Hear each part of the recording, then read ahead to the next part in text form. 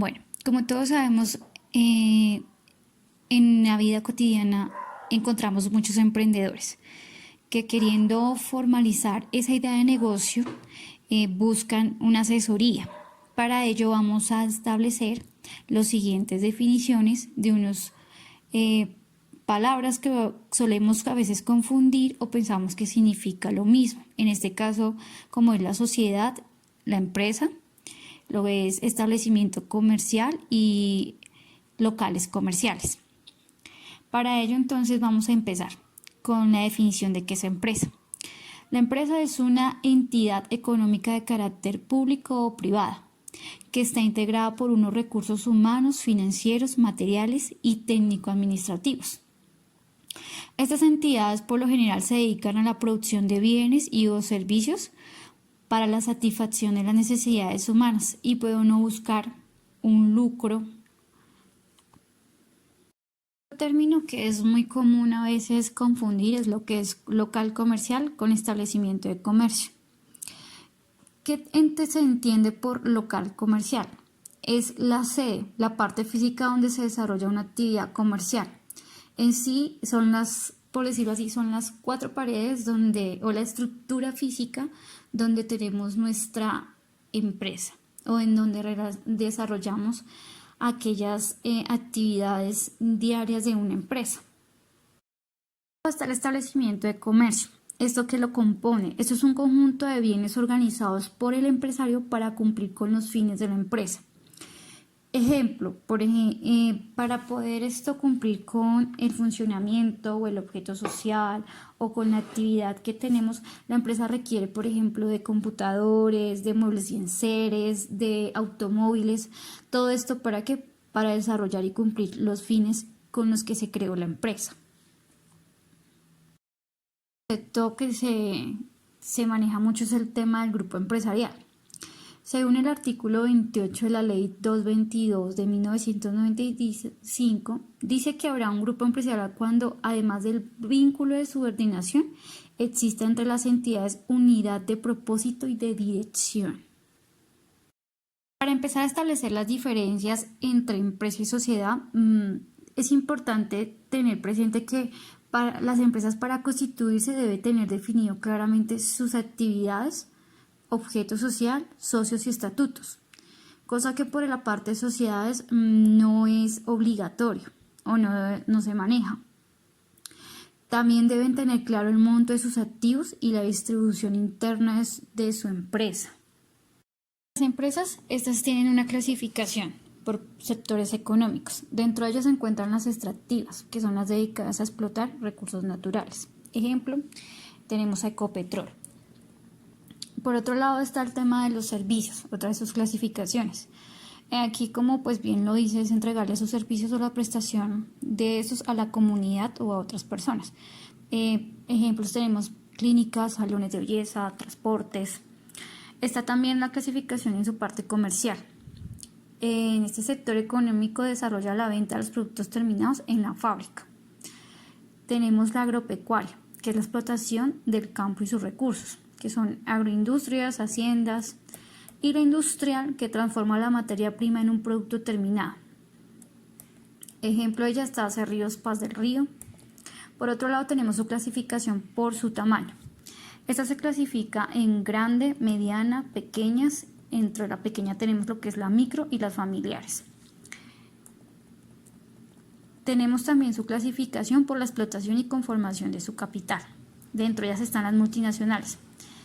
En la gran mayoría estas tienen un capital extranjero, explotan la actividad en diferentes países del mundo. Los grupos económicos, estas empresas explotan uno o varios sectores pero pertenecen al mismo grupo de personas o dueños. Las nacionales, el radio de atención es dentro del país normalmente, tienen su principal en su ciudad y sucursales en otras, o sea su actividad la desarrollan dentro del país. Las locales son aquellas en que su radio de atención es dentro de la misma localidad. Dentro de las sociedades existen varias sociedades para poderse constituir. Dentro de ellas tenemos las sociedades limitadas, estas se constituyen mediante una escritura pública. La cantidad de socios es mínimo 2, máximo 25. El capital social se pagará íntegramente al constituirse la compañía, así como al incurrir en cualquier aumento del mismo. Por otro lado, la responsabilidad que sostienen los socios en las compañías es responsabilidad limitada a los socios. Cada uno responde hasta el monto de sus aportes. Tenemos la sociedad en comandita. Esta puede ser simple o por acciones. Se constituye por escritura pública ante un notario. La cantidad de socios, esta tiene 2 gestores y la cantidad máxima es limitada. La comandita por acciones será de mínimo 5 gestores y no tiene cantidad máxima. La constitución de su capital por acciones estará representado en títulos de igual valor, mientras que en la de acciones no hayan sido íntegramente pagadas, serán necesariamente nominativas. La responsabilidad de los socios en la comandita simple, los socios gestores comprometen solidariamente e ilimitadamente su responsabilidad por las operaciones sociales, mientras que los socios comanditarios limitan su responsabilidad hasta el monto de sus aportes. Las sociedades anónimas, estas se constituyen por escritura pública inscrito en el registro mercantil.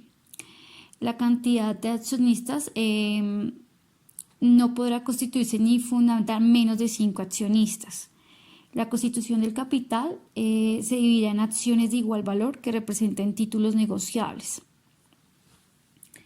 Su responsabilidad hasta el monto de sus respectivos aportes. La sociedad por acciones simplificada, que es una de las que más se utiliza actualmente, esta se constituye mediante un documento privado inscrito en el registro mercantil en la Cámara de Comercio.